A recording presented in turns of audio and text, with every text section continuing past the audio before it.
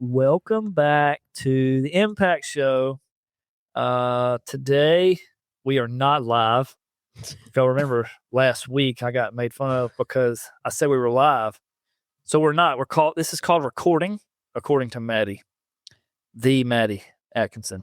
This is episode number 43, and it is on the mandate of meekness, being meek.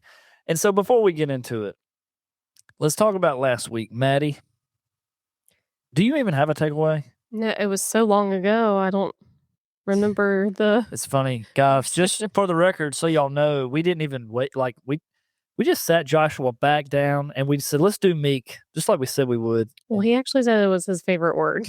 Yeah, so we just. We were like, we got to. If it's his favorite, when you think about a man that says that much, if that's his favorite word, let's do it, right? So we just said, hey, sit down and let's do it. So we're doing our second episode today, but it's going to be the next week for you guys. So perfect. Let's go. That's not a takeaway though, Maddie. You can't just say that's his favorite word, because surely you learn more than that in an hour episode. Yeah, but I just haven't had time to decompress. I understand. Mm-hmm. All right. So my takeaway: adversity. Adversity is good. If you didn't hear anything else, you need to hear that. Adversity is good and should be embraced because it's in the Bible, right? That's what I say. So you want to add to that, Joshua? Yeah. It's all about your perspective. How do you look at adversity? Mm-hmm. Adversity can, as I said, it's either a runway or a roadblock. Yeah. I was going to try and say that, and I was like, I'm going to butcher what he actually said. So I'll just wait.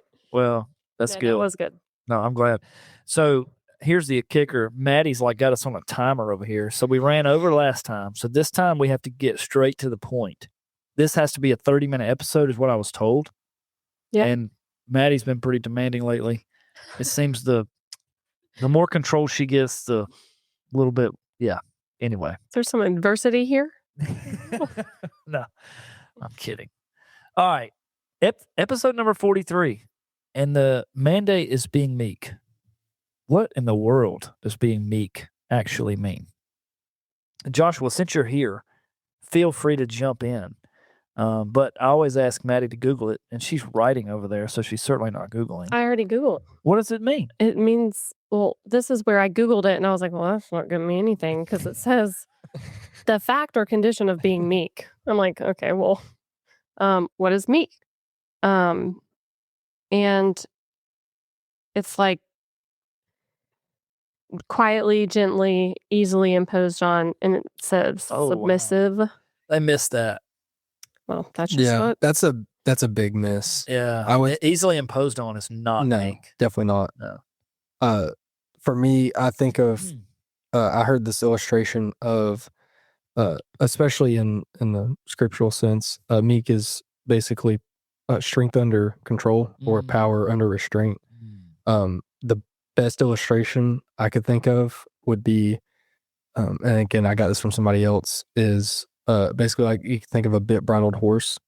That horse is really strong, really powerful, can do a lot of things, but it's turned the reins of its life over to another master, and now that the rider determines the direction of the horse, the speed at which it's going, and every aspect of what it does. That's good. That's good. Yeah, I think Jordan Peterson says it's like a warrior with a sword, yet it's sheathed. Yeah, that's a good one. It's the ability to keep it in a sheath. And so the warrior's capable of doing very dangerous things with his sword, but he chooses to keep it put up. Yeah. That is meek. So it's far from what Google said it actually was. So yeah, don't shoot the messenger. Yeah, stand it up. Yeah, meek does not mean weak. No, it doesn't mean weak, and it also doesn't. Read that again. Hold on. Because there was a part in there that was like... It says quiet, gentle, and easily imposed on. Okay, that one. Easily imposed on. A meek person is not easily imposed on. That's right. In fact, they're way stronger. Like, you're not going to impose someone as meek. I believe you. Not willfully, anyways. They're not a pushover. No. All right. So, what I wrote down in my notes here is power under. You said control. You might say governance. You Yeah, might say, that's a good word. but yeah, I mean, it's controlled power. Strength that is disciplined or guided. That's good. Okay, that's in my opinion. That's meek. To be strength that is disciplined or guided, and so or controlled. But all right. So before we even get into the actual study, I have to read it from Scripture because it's like wonderful. And I always like different variations of our Scripture, but I like the good old King James here because they use the word meek. Old school, right? But even my NASB, which if you ever wonder what I read out of, it's a New American Standard. They actually did change it to the word gentle, which I don't care for. But it's the only time in my Bible that it's a New American Standard Bible. Mhm. It's the only time that I've not chosen this Bible over other scriptures, other translations, is when they write the word gentle. Because Jesus said this, and it's in Matthew chapter 5, and it's actually verse 5. Blessed are the meek, for they shall inherit the earth. And man, when you talk about being having life fulfilled, when Jesus says you're going to inherit the earth, you're going to gain you can't gain anything more, right? You can't be given anything more. And how do you do that? Jesus said you'll be meek. And so how can Google possibly say that, right? So yeah, anyway, strong message. And meekness, basically having the capacity to assert yourself without the need to dominate, or you could say holding power without any form of aggression, or you could say standing firm with no hostility. Okay, and so you might even say yielding without surrendering your integrity. I mean, there's 100 ways that you can exhibit meekness, and really you don't even acknowledge that that's what it is. But it is not passivity or being timid or lack of confidence or being pushed around. It all never. But it's the ability to act forcefully when required. Yeah. But not acting forcefully just because. Yeah. And so anyway, what do you think about that, Josh? Well, it's not just in this verse. That would, God does not call us to be pushovers. Like, we're supposed to stand firm, and especially Paul says to stand firm and act like men. Not hey, be a pushover and then be a man. The Google definition of meek does not line up with the rest of Scripture. So you can definitely ascribe that Jesus did not mean, hey, just roll over and let everybody walk all over you. Right. Be a doormat. That's not what he was saying at all. Plus, it's easy to be either a pushover or abusive. It's hard to be meek and have the discernment of when to unsheath the sword and when to keep it in there and just have your hand on it. That takes discipline. That takes a lot of other very good characteristics that we have to have in order to discern when to be powerful and when to be lowly. Yes, 100%. It's that discernment too that really describes it. But so what does it look like? And how does it flesh out? So the one example I have in here is speaking calmly when you could shout. And Maddie alluded to that a couple of episodes ago. If you want to elaborate, Maddie, you had said that, and I think we were talking about temperance. Yeah. And you said, sometimes I want to scream, but when I pull myself Yeah. Well, we keep talking about like the 3,000 feet, Yeah. or step out of at like an out of body experience. Absolutely. It just We've kind of talked like, about it. and like look and see, you can see yourself in the picture.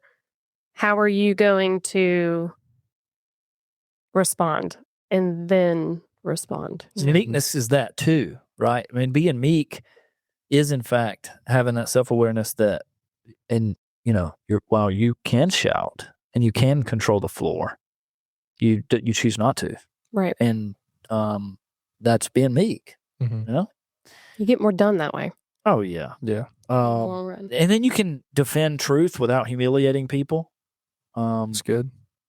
You can not retaliate. I think that's a form of meekness. If you somebody wounds you or does you wrong and you choose not to retaliate, that's I think a form of meekness. And then it's restraint. Here it is right here.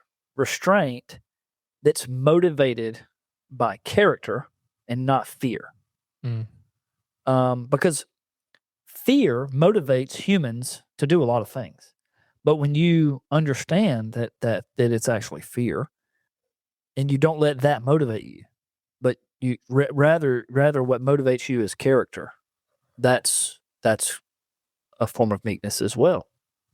So let's talk about how it affects a leader. What might a meek leader do? I think they take a second to process everything. They don't just outburst about anything, whether that's good or bad. They take time to process it and analyze the situation, and they don't just lash out at any capacity. Right, that's good. They're able to, but they don't. Right. They know when to. But if there is something that requires them to, to elevate themselves, they're able to. Right. It's not that they're incapable of doing it. It's just that they choose when to do it and when not to. Right.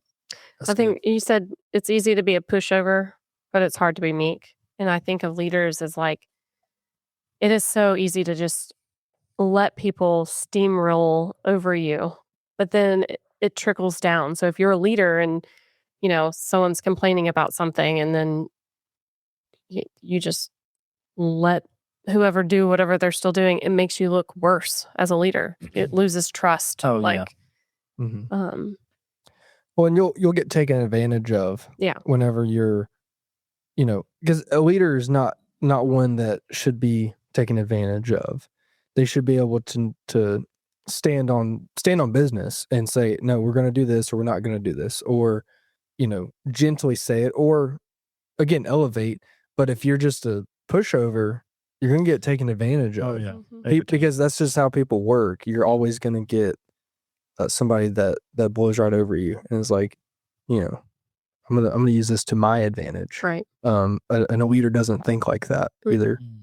They don't think of how I can manipulate other people to get what I want. I think that's another form of meekness. Right. I mean, a meek leader, I also think that, they use authority. What's the word? Sparingly, to use your authority. So, in other words, they have all authority, but they don't use it. That's good. So, a meek leader would, everyone knows that the leader feels or needs to make a decision, but yet sometimes they let someone else make the decision, and that's part of being a leader too, enabling and empowering others despite your need to do so, to grow them. Yeah. And so that's also a form of meekness. That reminds me of when people who know what they're talking about, they kind of step back and, well, what do you think? Oh yeah. What do you think? There's so much power in that. Jeff Rogers. Yeah. He does it all the time. Mm-hmm. Yeah. In fact, I'm going to pick on Jeff for a minute. Which I don't know. He it's funny, and he's probably going to get me for saying this. He called me he told me last Sunday. He said, we need to go have a cup of coffee one day. So I went and met him for a cup of coffee. Like, what's on your mind, dude? Like, what just call me for coffee, And so he's like, well, let's talk about small groups.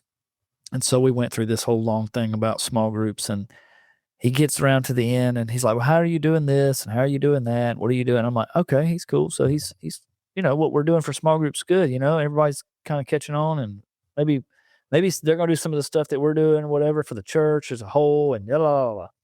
And by the way, I have the most awesome small group in town. Yeah. Don't even know. No competition, Maddie. Okay. But anyway, I'm just kidding. Anyway, Jeff gets around to the end. I was being very meek right there, and just You were- I was just I was taking 4 seconds. I love it. She was like, this stuff's working for Maddie. I couldn't even get a rise out of it. Man, we're in the middle of recording this, and she's already. She said, she do like Maddie Meek accent. Oh my God, that's great. So anyway, I'm like, Jeff. And so finally he gets around. He's like, so who in your small group do you think would make a good small group leader? And I'm like, bro, I don't know. I'm thinking, and I'm like, well, I have a guy that's in our small group that makes it great. So he's Kenny, like Kenny Ridley. He's great. But I don't ever want to lose Kenny in my small group. He's in my small group, and he helps me teach. And I'm like, and then by the end of it, he's like, I'm going to ask Kenny if he wants to lead a small group. So anyway, we get in the truck and leave, and I'm driving down the road, and I'm like, did he just steal my guy?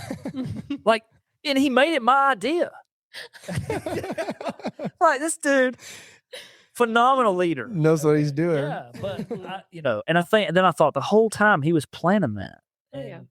But I haven't spoken to him about it yet. But I'm going to for sure after this. We got 2 weeks before this drops. Yeah, we got to figure this out. Anyway, all right. Okay, so meekness is strength that refuses to serve your ego. When you think about it, our ego is pride, right? Is one of the most problematic sins in your life, in my opinion. And 19 of the 20 or 20 of the 20 mandates somehow or another lead you back to the ego.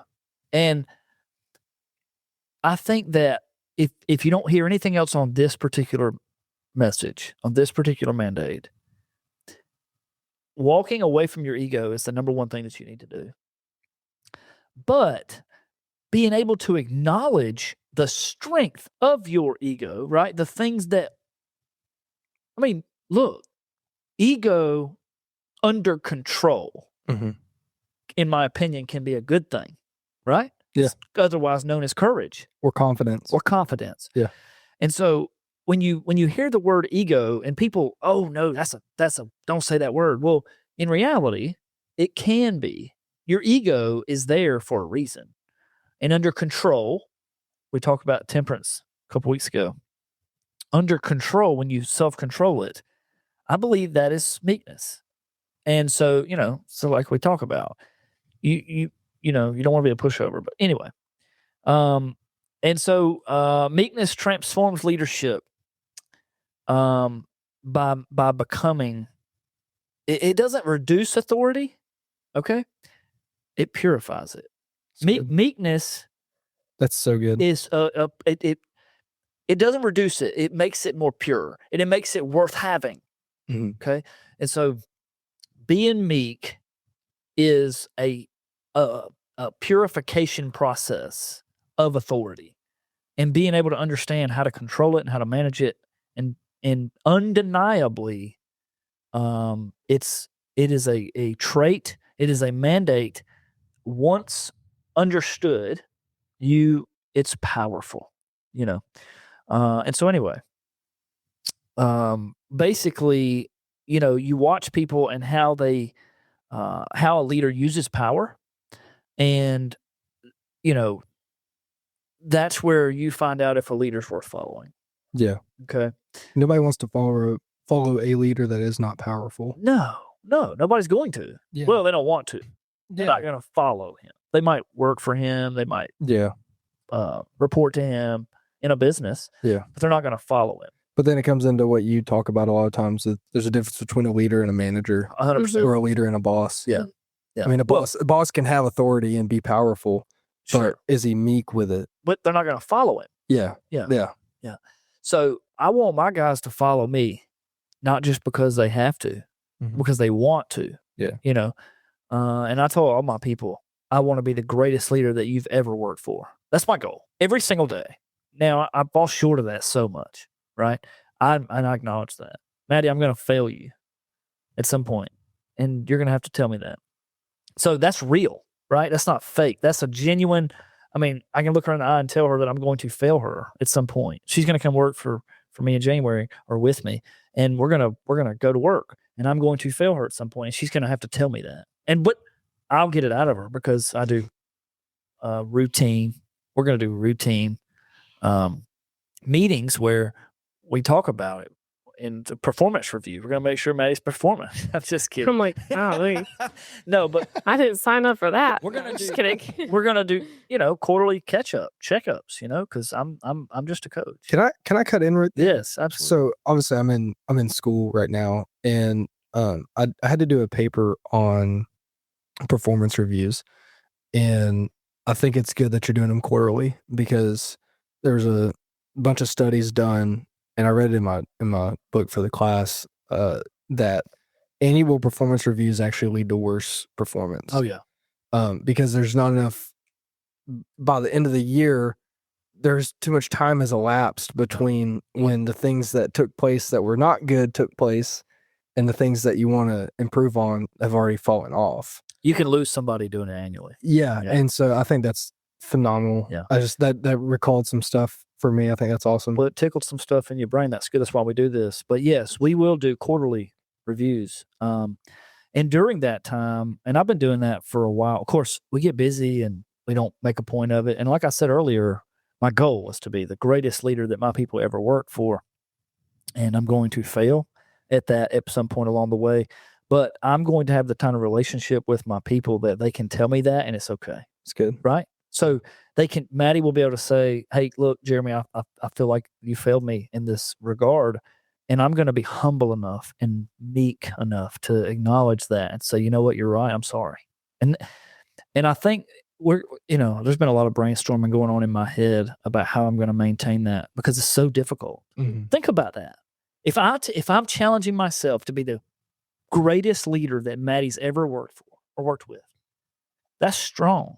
Mm-hmm. And then as we add people, I want to become the greatest leader they've ever met.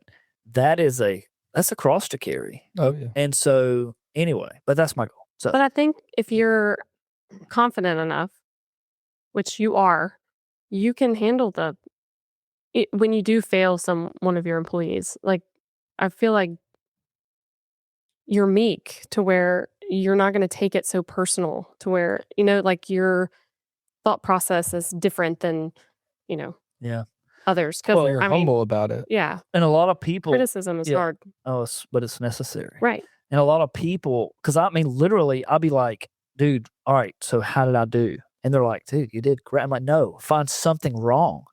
Mm-hmm. You got to find something bad that I did. Like, as great as it might have thought it was, I need to know what's bad about it, what I screwed up, because I know I do it. Now, every now and then I'll hit a home run and, no complaints, right? Mm-hmm. But tomorrow there'll be a complaint and I want to know about it. And so we're getting way off track here. She's going to be over here ringing the 30-minute bell in a minute. But it's important that we talk about this stuff. So, because it's real, right? So one of the things that I'm going to initiate in 2026 is we're going to do an every Friday meeting. That's good. Okay? Every Friday. We're going to bring the whole company together. And it's a tremendous amount of cost to the company. But every Friday, we're going to get together for 2 hours, and we're going to do training. And we're gonna open in prayer. We're going to train for something in the business, whether it be a skill or something that we need to train to. And we're going to talk about leadership, right? We're going to have a little leadership minute. And so then we're going to have the safety minute. But we're going to talk about the things that are important to the company every week because I'm building an army. And I want the army to understand the way that I think. And I also want to become the greatest leader that they ever met. Well, I can't do that remotely. I need to be with them. Mm-hmm. And so every Friday, We're gonna do it. And we kind of did it some this year. We did a First Friday. once a month training. But I've found that it's not enough. And when you're building a machine like we're building at Impact, as fast as we're building it, it's that much more critical that we meet more than once a month, right? We need to meet once a week. And then having said that, we're going to meet once a month or once a quarter for a thorough review of where the employee is, where I am as the leader. And they're going to measure me and they're going to tell me, like, you screwed up. It's okay, you know? And I think the whole reason I started telling about this is because one of the first things that I'm going to start with on this Friday morning meeting is what I screwed up last week. And then you're going to go around the room and make everyone. No. Just me. I love that. No, it shows but humility. Yeah, well, here's the thing. Ownership, too. Yeah, so here's the thing. Every day, every week, we screw up. If you make it okay for someone to screw up, if you make it okay, then you're in a much better culture. Oh, yeah. Okay? And so yeah, that's good. People aren't walking on pins and needles. No, they're not like, I messed up and I got to hide it. Yeah. No, just tell it because we got to get better. The whole last episode we talked about adversity. Well, people experience adversity at different levels. A few weeks back, one of my guys, we had just bought a tool. This is a cool story. He'll listen to this. He probably doesn't, but we just bought a tool. This tool was $4,500. $4,500 for a tool. Well, in this tool, there's 7 or 8 pieces. And we went to a job. We used the tool one time. And we went to the next job and we needed the tool. And we went to get it out on a shutdown in an emergency situation the next day. The tool was missing a part. And I was like, where's this part? And so they destroyed the truck and they couldn't find it. The part that was there has to be there to use the tool. That part was $900 inside the $4,500 box. Golly. And this young man was responsible for putting it back up. And I was like, dude, where's and oh man, we don't know. We've lost it. So I had to buy another one and to take it to the next job. And it was $900. And he said, man, just take it out of my check. I'm so sorry. Oh my gosh. And I said, I'll never take it out of your check, son. I said, come here, let me tell you something. I said, what I'm going to do, I'm going to teach you not to do that. I'm going to teach you how to fix it. I'm going to teach you that it goes back in the truck. But if you're not screwing something up, you're not learning. You're not growing. Yeah. Okay. So don't ever say that. Take it out of your check. No, you work for this company. This company it has a responsibility to teach you. And it's okay that you lost it. I need you to acknowledge the mistake and learn from it. Have you learned from it? Yes, sir. Yes, sir. Absolutely. Okay. You understand the value of this piece? Yes. You understand the consequences of having lost it? Yes. So you understand everything and where we are? Yes. And you're sorry? Yes. Okay. That's all we need. That's good. We're good. Yeah. We bought the other part. It sucked, but it's okay because he learned from it. And next time he puts it back. He will never do anything like that again. The value of you teaching him that and walking him through that is worth more than that $900 part. That $4,500. It's also grace. So true. Grace. Yeah. So true. Well, think about when you receive grace, you fall in love with that person. 100%. Okay. My job as a leader is to make people fall in love with the mission that I have. Let's go. Okay. That's the mission. The people fall in love with me and my mission, and then the mission becomes easier. That's the part of a leader. The leader's responsibility is not to reprimand people and make people feel worse than they already do. The damage was done. And a bad leader, a manager would say, write him up. Yeah. Let me tell you something. That is not the answer, ever. Ever. 100%. And there's people out there, yes, it is. No, it's not. It's not. He's passionate about this, isn't he, Maddie? Yeah, it gets me fired up. We're completely chasing rabbits. I love it. Anyway, meek leaders. 30 minutes. So what about when you have strength, but you don't have to flaunt it, right? You don't have to because it just comes out, kind of like that passion you're talking about right there.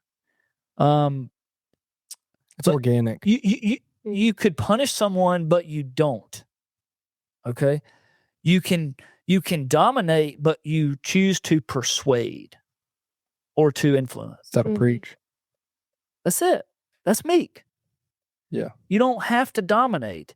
You motivate or influence otherwise. Meek leaders always listen first. Feedback is welcomed, not resisted.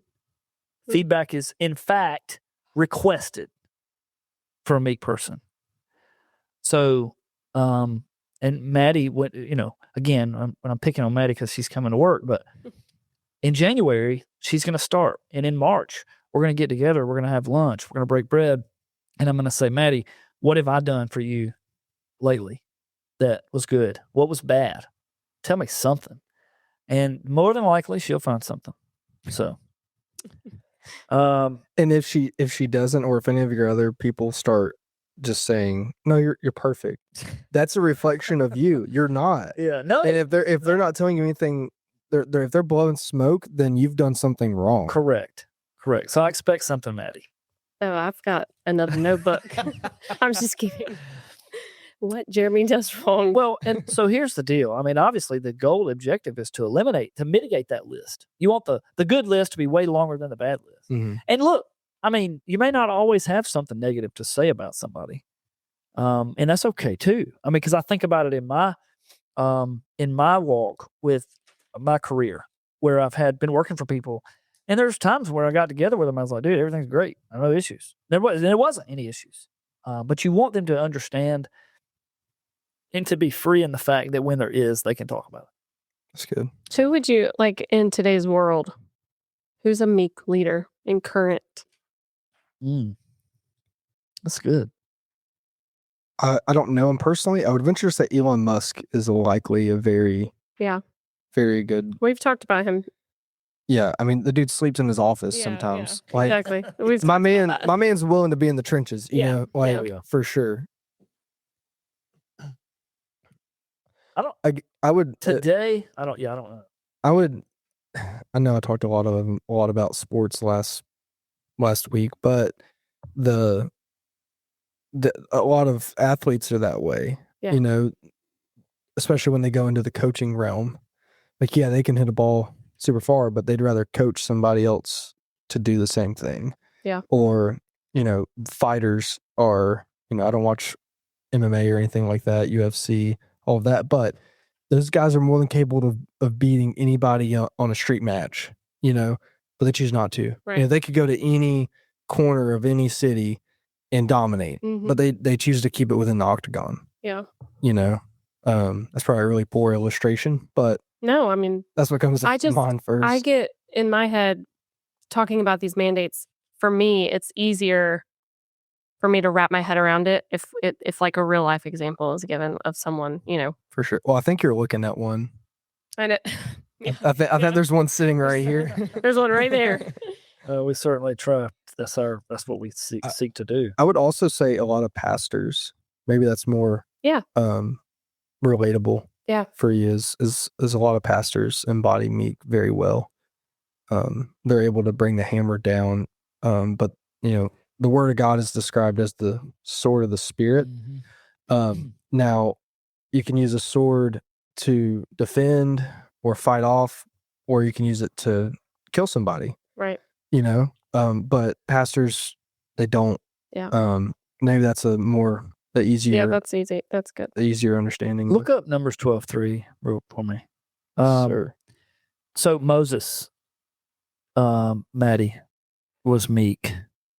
And we, talked about Moses earlier, but he led a difficult and rebellious people without ruling through fear.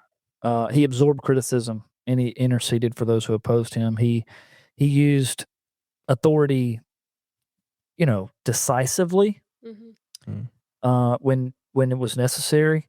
But I mean, Moses had immense authority, and he continued to defer it and his leadership was grounded. He was obedient in patience. But Moses was a meek leader. But read Numbers 12:3. Now the man Moses was very meek, more than all people who were on the face of the earth. What a guy. What a guy. I hope that's written about me. Right? I hope that is written about me. Yeah. Yeah. I would also, can I jump in there too? Yeah. Moses was also able to take wisdom from his father-in-law. I forget the man's name, but he came to Moses and was like, Moses, you have to delegate some things. You can't keep doing all of this on your own. And Moses was willing to accept that. He could have easily, he was the leader of the Israelites. He could have easily said, no, you don't know what you're talking about. Get out of here, But he looked at his father-in-law and was like, you know what? You're right. And through the rest of the book, we see that he delegated and actually took on that and was adaptable. And Adaptable. I think that he embodied that meekness, Yeah. That's the prayer is it, look, if something like that is said about me at my funeral, then I've done what I was called to do. Amen. I mean, Yeah. at the end of the day, that's what I want. Is I want them to stand up and tell my children that, Jeremy was the greatest leader that I ever met. Who can say that, right? But I mean, in Numbers right there, the meekest man on the earth. That's crazy. Yeah. Yeah. And that's written about him in the scripture. That's powerful. And I always love to ask the question, what did he do that isn't written? We see what was written. Yeah. What about the things that weren't? Yeah. Oh yeah.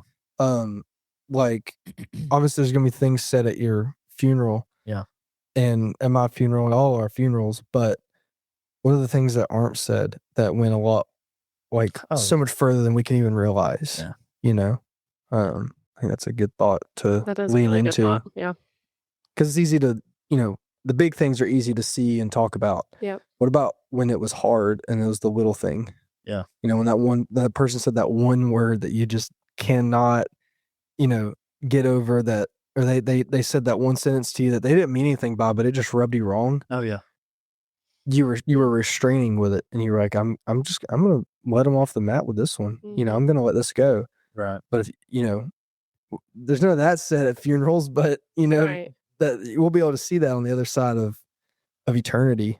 And I think that's a thought to keep in mind too with the word meek, is like just the things that you don't necessarily always see or are as big of a deal. Yeah, it's also, and leads me to my almost last point here, is speak last. How many minutes we got, Maddie? You're at 38. Holy smokes, we've still messed it up. So I'm going to land the plane with this. Speak last, right? So part of being meek, if you can just learn to let others speak first. And, I think we even talked about that in communication, right? Yeah. But it's all, like you said earlier, Matt, it all goes into one big thing, one, it's leadership. Leadership bucket. Yeah, it's one bucket. But when you learn to speak last, let others speak first, and then you summarize their view, their opinion, what they're saying. And then, of course, after that, then you speak clearly and briefly. That's one form of meekness. Yeah. Where you can carry that mandate. You can say, I'm wearing the mandate badge of meekness when you speak last. Mm. And, even though you have authority, and even though you have the ability to dominate the conversation, if you don't, that's a form of meekness. And super important that you do that. And so, any more thoughts on that? Just to clarify, you're not saying have the last word. You're saying speak after everybody else has spoken. Correct. Yeah. I just want to clarify that. Take it all in. Yeah. Yeah. Yeah. And then The Bible would say be slow to speak. Yeah. Yeah. Quick to listen. Quick to listen, slow to That's in speak. James. But yeah, meekness chooses not to win every single time. Yeah. And actually, you are winning, but you're letting other people win with you. And That's good. Yeah. So, once a day, practice yielding to thyself, right? So, not to your flesh, but to, if you would just learn and practice voluntary, seeking to understand instead of being understood. Ooh. That's good. That's meek. We got 2 scriptures out of that in 38 minutes. We were trying to do it for 30, but sorry, it just didn't work. I got talking to We already knew that was going to happen. We never can do one in less than 30 minutes. Just for the record, for our listeners, we do try to actually do these fast, and it never happens. But I think you're doing an injustice if you do. Right. I don't, I want more. Give me more. yeah, I think you missed it the first time, but we had a guy grab me at church this morning, Joshua, and he said, "Man, I want you to know you guys are killing it, man. I don't even like podcasts, but I'm listening to it, and it's great." He's probably going to hear me on here talking about him because he says he's been listening to every one of them. Oh, and he's become a fan, right? He's a follower of our Impact Show. So anyway, it's good stuff. But the one of many fun. Yeah, he encouraged me this morning, and but it's good, man. He actually said he liked your episode too. Oh man, tell him I said thank you. I will. You have to. That means the world to me. Sometime. Yeah, no, That. I told him you were coming back today, and so he was excited about that. But yeah, anyway, Maddie, I'm gonna let you close this one out. All right, Joshua, it has been a pleasure spending the last 2 hours. That was supposed to be just 1 hour. We appreciate you coming and schooling us. Thank you for having me. Yeah. I don't take it lightly, and I appreciate it. It's been great. I don't know. I love having new blood besides Jeremy. Yeah. I'm just kidding. I'm old meat now. I'm like old. No. Go hang me out in the barn. No, stop. Put me in the stall. Like I'm just, whatever. I try to freshen things up Yeah. everywhere I go. Yeah, that's good. Yeah. All right. Well, You're welcome here anytime, dude. I appreciate it. Thank you. We're signing off. Thank you. See y'all.